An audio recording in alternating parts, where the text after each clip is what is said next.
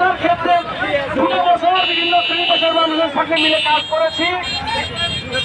তখন দেখেছি যে আজকে পঞ্চগড়ে চা নিলাম কেন্দ্র প্রতিষ্ঠিত হয়েছে, কিন্তু সেটাও হয়ে গেছে মোড়া গাধার মতো। যে পরিমাণ চা নিলামে প্রকাশ্যে বিক্রি হয় তার 10 গুণ চা ব্ল্যাকে বিক্রি হয়। এই কথা দিন সরাসরি চা বোর্ডের চেয়ারম্যান সাহেবকে টেবিলে বলা হয়েছিল, তিনি জানার পরেও কেন এই অবস্থাটা নিয়ন্ত্রণে নিচ্ছেন না? এর পিছনে কারা আছে? এই চায়ের টাকার ভাগ বন্ধ কে পায়?